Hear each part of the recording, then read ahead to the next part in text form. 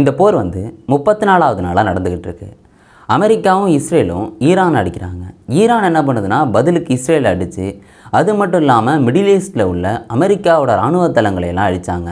இப்படியே அவங்களும் பதிலடி கொடுத்துக்கிட்டே இருக்காங்க. இந்த போர் முடிகிற மாதிரியே தெரில, நீண்டுக்கிட்டே போய்கிட்டு இருக்குது. இதில் வேறு ட்ரம்ப் அவங்க நேற்றைக்கு விடிய காலம் 6 நம்ம ஊர் டயத்துக்கு அமெரிக்காவில் பேட்டி கொடுக்குறாங்க.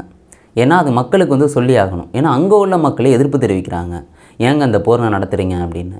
அதனால் இந்த போர் எந்த அளவுக்கு முக்கியமானது, ஏன் அதை பண்ணுறான் அப்படிங்கிற மாதிரி அவங்க அந்நாட்டு மக்களுக்கு சொல்லியிருந்திருப்பாங்க.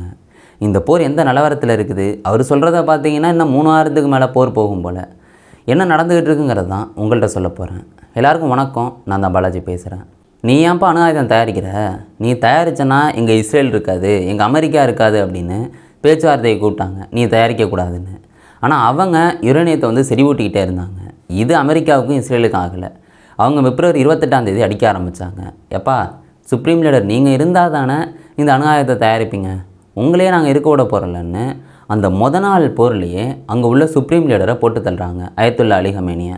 அவங்க இறந்ததுக்கப்புறம் இந்த போர் பெரிய லெவலில் போகாது, ஏன்னா ஒரு தலைவரையே போட்டு தள்ளிட்டாங்க. போட்டு தள்ளினதுக்கப்புறம் போரெல்லாம் முடிஞ்சிடும் அப்படின்னு நினச்சாங்க. பட் அப்போ தான் போர் ஆரம்பிச்சது. ஏன்னா அதுக்கப்புறம் அங்கே ஈரானில் உள்ளவங்க அதை வழி நடத்துகிறாங்க. எங்கள் தலைவரை நீங்கள் போட்டு தள்ளிட்டீங்களா, நாங்கள் என்ன பண்ணுறோம் பாருங்கள் அப்படின்ட்டு அவங்க ஈரான்லேயே இருந்துக்கிட்டு அங்கே வளைகுடா நாடுகள் இருக்குல்ல, எல்லா நாடுகளில் உள்ள அமெரிக்காவோட இராணுவ தளங்களை குறிபார்த்து அடிக்க ஆரம்பித்தாங்க. அது மட்டும் இல்லாமல் இஸ்ரேல் இவங்களை அடித்ததில்லை, இஸ்ரேல்லே அவங்க அடிக்க ஆரம்பிக்கிறாங்க. இதை தாண்டி ஈரான் ஆதரவு கொடுக்குறதா நம்பப்படுற லெபனானில் இருக்க ஹெஸ்புல்லா அமைப்பு, அப்புறம் ஏமனில் இருக்க ஹவுத்தீஸு, இவங்க என்ன பண்ணுறாங்கன்னா கரெக்டாக இஸ்ரேலை பார்த்து அடிக்கிறாங்க. இப்படி ஈரான் என்னென்ன பண்ண முடியுமோ அவங்க சக்திக்கு உட்பட்டு பல விஷயங்களை பண்ணிக்கிட்டு இருக்காங்க. இப்போ கூட பார்த்துட்டிங்கன்னா ஆளில்லா விமானங்களையெல்லாம் இஸ்ரேலு இங்கே யுஏஇ இந்த பக்கம்லாம் அனுப்பிவிட்றாங்க. இங்கே யுஏஇ என்ன சொல்லியிருக்காங்கன்னா ஆளில்லா விமானம் வந்துச்சு, நாங்கள் அதை வழிமறித்து அடிச்சிட்டோம் அப்படின்னு அவங்க சொல்லியிருந்திருப்பாங்க. ஈரான் அமெரிக்கா நீ அடிக்கிறியா பாரு நான் என்னென்ன பண்ணுறேன் அப்படின்னு வெறி கொண்டு எல்லா பக்கமும் அவங்க அடிக்கிறாங்க. இஸ்ரேலும் அமெரிக்காவும் வான்வழி தாக்குதல்களை அதிகப்படுத்துகிறாங்க. எப்பா நீ அதிகப்படுத்துறியா, என்னட்ட ஒரு மிகப்பெரிய இடம் இருக்குது, ஒரு சோக் பாயிண்ட் ஹார்முஸ் ஜலசந்தி இருக்குது, இதை நான் மூடினேன்னா கடைகோடியில் இருக்க ஒருத்தனுக்கும் இந்த பாதிப்பு வரும் அப்படின்னு அதை மூடுறாங்க. ஒரு நாளைக்கு 140 கப்பல்களுக்கு நெருக்கமாக போன இடம் ஒன்று கூட போகாமல் அப்படியே ஸ்தம்பிச்சு நிற்கிது. ஏதாவது எல்லை மீறி அதுக்குள்ளே போகிறாங்க அப்படின்னா இங்கே ஈரான் கப்பல்கள் அடிக்குது. அடித்தோன்னே அந்த கப்பல்கள் பயங்கரமாக சேதமடையுது. இப்படி இருந்தோன்னே எந்த கப்பல்களும் ஹார்முஸ் ஜலசந்தி வழியாக போக முடியலை. இப்போ நம்ம இந்தியா மாதிரி ஒரு சில நாடுகள் எப்பா எங்களுக்கு கப்பல் வந்தே ஆகணும், நீங்கள் எங்களுக்கு அனுமதி கொடுங்கன்னு பெர்மிஷன் கேட்குற அந்த நாடுகளுக்கு மட்டும்தான் அவங்க அந்த கப்பல்களுக்கு வழி விட்டாங்க. இல்லாட்டி அவங்கள்ட்ட பெர்மிஷன் வாங்காத எந்த கப்பலுக்கும் பயங்கரமான அடி விழுந்துச்சு. இப்படி போய்கிட்டே இருக்குது. இதனால் பார்த்துட்டிங்கன்னா ஏன்னா இந்த ஜலசந்தி இருக்குல்ல ரொம்ப ரொம்ப முக்கியமானதுங்க. 21 மில்லியன் பீப்பாய் கச்சா எண்ணெய் ஒவ்வொரு நாள் இது வழியாக போகும். கிட்டத்தட்ட 20% கச்சா எண்ணெய் நம்ம உலகம் ஃபுல்லாக தேவைப்படுறதுல 20% இந்த ரூட்டு வழியாக தான் போகுது. அப்போனா இந்தளவுக்கு முக்கியமானது. இதை சிங்கிள் டேயில் ஸ்டாப் பண்ணால் இது நம்ம ஆசிய நாடுகளுக்கு தான் ஆபத்தாக இருக்கும், இந்தியா, சீனா, ஜப்பான், சவுத் கொரியான்னு. ஏன்னா நம்ம இங்கே தான் வாங்கிக்கிட்டு இருக்கோம்.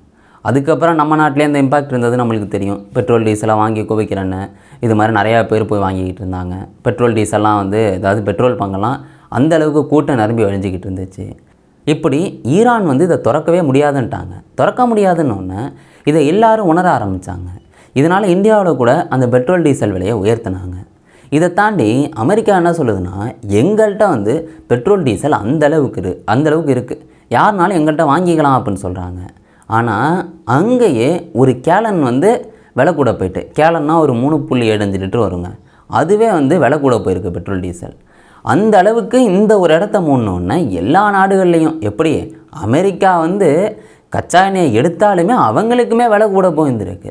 இது மாதிரி இந்த ஒரு இடத்தோட பவருங்க இது ஈரான் கட்டுப்பாட்டில் இருக்குது. இதனால தான் இந்த போர் நடக்குது அப்படின்னு எல்லா மக்களுக்கும் தெரிஞ்சுட்டு, ஏன்னா நம்ம அதனால் பாதிப்படைகிறோம். அதனால அங்கே போர் நடக்குதுன்னு ஈஸியாக எல்லாருக்குமே தெரியுது. ரஷ்யா உக்ரைன் போரை விட இது ரொம்ப இம்பேக்ட் நம்ம எல்லா விதத்துலேயும் நம்மளுக்கு இம்பேக்ட் கொடுக்க ஆரம்பிச்சிட்டு. ஏன்னா இங்கே கேஸ் சிலிண்டர் தட்டுப்பாடு அப்படி எப்படின்னு எல்லாருக்குமே ஒரு ஆபத்து இல்லை. ஆனால் அமெரிக்காவும் பார்க்குது, எப்பா நீ அதை திறந்தே ஆகணும்னு சொல்லுது. இப்படி போயிட்டு இருக்கும்போது தான் அமெரிக்கா 15 அம்ச கோரிக்கையை வெளியிடுறாங்க. இங்கே பாருப்பா, இதெல்லாம் நீ ஃபாலோ பண்ணுனா இன்றைக்கே போரை நிறுத்திடுவேன் அப்படின்னு.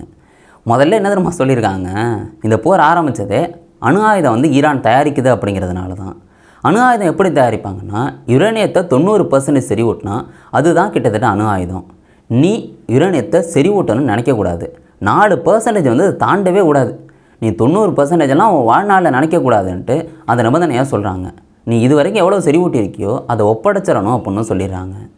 இதை தாண்டி வந்து பார்த்துட்டிங்கன்னா, நீ வந்து இந்த லெபனானில் இருக்க ஹெஸ்புல்லாவுக்கெல்லாம் காசு கொடுத்து ஹெல்ப் பண்ணுற, அதையும் நீ பண்ணக்கூடாது. ஏமனில் இருக்க ஹவுத்தீஸுக்கும் இது மாதிரி நீ காசு கொடுத்து ஹெல்ப் பண்ணக்கூடாது. இப்படி பல விஷயங்கள் அதில் இருக்குது. அப்புறம் காசாவில் இருக்க ஹமாஸுக்கு ஹெல்ப் பண்ணக்கூடாது. இந்த கண்டம் விட்டு கண்டம் பாயும் இந்த அணு ஆயுதங்களை தாங்கி போதில்ல, அதை நீ சோதனை பண்ணக்கூடாதுன்னு பல விஷயங்களை இது மாதிரி நிபந்தனையாக கொடுக்குறாங்க. இதெல்லாம் நீங்கள் ஃபாலோ பண்ணிங்கன்னா நான் போரை நிறுத்திக்கிறேன்னு. ஆனால் ஈரான் பார்க்குது, ஏங்க இதெல்லாம் லாஜிக்காக இருக்காங்க, இதெல்லாம் ஃபாலோ பண்ணால் எங்கள் இறையாண்மைக்கே இதில் ஒன்றும் இல்லையே அப்படின்ட்டு ஈரான் சொல்லிடுது. இதெல்லாம் நிராகரிச்சிடுறாங்க. இப்படி போயிட்டுருக்கும்போது தான் இன்னமும் வந்து போர் போயிட்டுருக்கு. ஆளில்லா அவமானங்களை வச்சு ஈரான் அடிக்கிறாங்க, இங்கே அமெரிக்காவும் இஸ்ரேலும் ஈரான் அடிச்சுக்கிட்டு இருக்கு அப்படின்னு இந்த போர் வந்து நீண்டுக்கிட்டே வந்து போய்கிட்டுருக்கு. அப்போ தான் வந்து அமெரிக்காவில் உள்ள மக்களுக்கே வந்து பார்த்துட்டிங்கன்னா அதில் வெறுப்பு, ஏன் வந்து ட்ரம்ப் அவங்க இதை அடிக்கிறாங்கன்னு. அங்கே உள்ள மக்கள்கிட்ட கருத்து கணிப்பு கேட்கும்போது இந்த போர் வந்து வேண்டாம் அப்படிங்கிற மாதிரி தான் நிறையா பேர் வந்து சொல்லியிருந்திருக்காங்க. அப்படி அந்த 20 நிமிஷம் பேட்டி கொடுத்ததில் ட்விட்டரில் என்னென்னலாம் போட்டாரோ அதை தான் தொகுத்து கொடுத்துருக்காருப்பா அப்படின்னு விமர்சனங்களும் வந்து எழுந்துச்சு.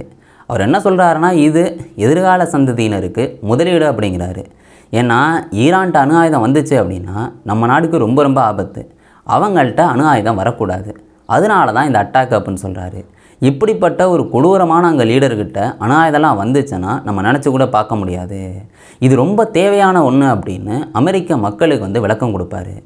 இதையும் தாண்டி வந்து பார்த்துட்டிங்கன்னா நட்பு நாடுகள்லாம் இருக்காங்கல்ல, அங்கே மிடில் ஈஸ்ட்லேயே ஈரான் பல நாடுகள் அடித்தது, கத்தார், பக்ரைனு, யுஏஇ, குவைத்து அப்படின்னு எல்லா நாடுகளில் உள்ள அமெரிக்காவோட இராணுவ தளங்களை அழித்தாங்க. அந்த நாடுகளுக்கு நன்றிப்பா, அது மட்டும் இல்லாமல் பிற நட்பு நாடுகளும் எங்களுக்கு ஆதரவாக இருந்தாங்க, அதுக்கெல்லாம் நன்றி அப்படின்னும் அந்த பேட்டியில் சொல்லியிருந்திருப்பாங்க. இந்த போர் முடிகிறதுக்கு ஏதாவது சொல்லியிருந்திருப்பாரா அப்படின்னு கேட்டிங்கன்னா, இன்னமும் 3 வாரம் இந்த போர் ரொம்ப ரொம்ப சீரியஸாக நடக்க போகுது அப்படின்னு சொல்கிறாங்க. இந்த போர் நடக்கும்போது நாங்கள் ஈரானை கற்காலத்துக்கே அனுப்பிடுவோம் அப்படின்னு சொல்லுவாங்க. இதை தாண்டி அங்கே உள்ள கடற்படை தளத்தை அழிச்சிட்டோம், இதை அழிச்சிட்டோம், அதை அழிச்சிட்டோன்னு பல விஷயங்களை ட்ரம்ப் வந்து சொல்லுவாங்க. இப்படியெல்லாம் சொன்னோன்னே அங்கே உள்ள முன்னாள் வந்து அமைச்சராக இருந்தவங்க, நேட்டோவில் இருந்தவங்க அப்படின்னு அவங்களே வந்து விமர்சனம் தெரிவிக்கிறாங்க. என்னங்க சொல்கிறீங்க, நீங்கள் கடற்படை தளத்தை அழிச்சிட்டாங்கிறீங்க, இது மாதிரி பலதை அழிச்சிட்டோம் அப்படின்னு சொல்கிறீங்க, அப்புறம் ஏன் இன்னமும் இந்த போர் நடக்குது அப்படின்னு கேட்டிருப்பாங்க. இது வந்து நீங்கள் வந்து அமெரிக்க மக்களுக்கு பாதுகாப்பு அப்படின்னு சொல்லிங்க, இனிமே தான் வந்து அமெரிக்க மக்கள் பாதுகாப்பாக இருப்பாங்கன்னு. அப்படிலாம் ஒன்றும் இது இல்லையே அப்படிங்கிற மாதிரியும் விமர்சனங்கள் வந்து வந்திருக்கு. பட் ட்ரம்ப் அவங்க இது மாதிரி சொல்கிறாங்க, இவ்வளோ ஒரு கொடூரமான அரசுகிட்ட அணு ஆயுதம் வந்துச்சுன்னா அது ரொம்ப ஆபத்தானது, அதனால நாங்கள் எப்பவும் வரவிட மாட்டேன், நான் வரவிட மாட்டேன் அப்படின்ட்டு ட்ரம்ப் அவங்க சொல்லி தான் இந்த அட்டாக்கை பண்ணியிருக்காங்க. 20 நிமிஷம் அவர் பேசிவிட்டு அந்த உரையை வந்து முடிக்கிறாரு. பட் இந்த ஹார்முஸ் ஜலசந்திக்கு என்ன சொல்லியிருந்திருப்பாருன்னா, அவங்க நாடுகள்கிட்ட வந்து என்ன இருக்குது அப்படிங்கிறாரு. இங்கே வந்து அங்கேருந்து என்ன வாங்குகிறோம்ல, அந்த ஜலசந்தி வழியாக வாங்குகிறோம்ல, வாங்குகிற நாடுகள்கிட்ட சொல்கிறாரு, நீங்களே போய் வந்து அந்த பிரச்சனையை வந்து சால்வ் பண்ணுங்கப்பா அப்படின்னு. அப்புறம் அந்த 3 வாரத்தில் போர் முடிஞ்சால் அது தானாக சால்வ் ஆகிடும் அப்படின்னு சொல்கிறாரு. அவரே மாற்றி மாற்றி வந்து சொல்லிக்கிட்டு இருக்காரு. அவர் வந்து ஒவ்வொரு நாளும் தூங்கி எந்திரிக்கும் போது அவர் என்ன மூடில் இருக்காரோ, அவர் என்ன முடிவெடுப்பாரோன்னு யாருக்குமே வந்து தெரியாது. இந்த போர் என்ன எவ்வளோ நாள் போகும் அப்படின்னு வந்து தெரியாது. ஏன்னா அவரே வந்து சொல்கிறாரு, நாங்கள் இந்த போர் ஆரம்பித்ததுக்கான நோக்கம் வந்து கிட்டத்தட்ட முடிய போகுது, அது நிறைவேற போகுது, அதனால் முடியும் அப்படிங்கிற மாதிரி தான் சொல்லியிருந்திருக்காரு. பட் இன்னமும் 3 வாரம் போகுன்னு வந்து அவர் தெளிவான ஒரு இதை கொடுத்துருக்காரு. பார்ப்போம் இங்கே வந்து அதை எந்த அளவுக்கு கொண்டு போகிறாங்க, எந்த அளவுக்கு நம்மளுக்கு சிக்கல் வருது, உலக மக்களுக்கு சிக்கல் வருதுங்கிறதெல்லாம் பொறுத்திருந்து தான் பார்க்கணும். ஆனால் என்ன, கற்காலத்துக்கு அனுப்பிடுவேன் அப்படின்னு ஈரானை சொல்லியிருந்திருக்காருல்ல, அங்கே அதுக்கு வந்து பல விமர்சனங்கள். எப்படிங்க கற்காலத்துக்கு அனுப்புனாலும் எங்களால் வந்து எல்லாத்தையும் கட்டி எழுப்ப முடியும் மறுபடி அப்படின்னு அங்கே உள்ளவங்களும் வந்து சொல்கிறாங்க. அங்கே இணைய சேவை பாதிக்கப்பட்டிருக்குன்னு பல விஷயங்கள், பல மக்கள் இறந்துருக்காங்க, நினச்சி கூட பார்க்க முடியாத அளவுக்கு மிடில் ஈஸ்டே வந்து பதட்டமாக தான் இருந்துக்கிட்டு இருக்குது. நீங்கள் இந்த போரை பற்றி என்ன நினைக்கிறீங்க? உங்களுக்கு என்ன தோணுதோ அதை கீழே கமெண்ட் பண்ணுங்கள். என்றைக்கு முடியும்னு உங்களுக்கு தோணுது? சரி, ஓகே, நாளைக்கு உங்களை பார்க்குறேன். Bye guys.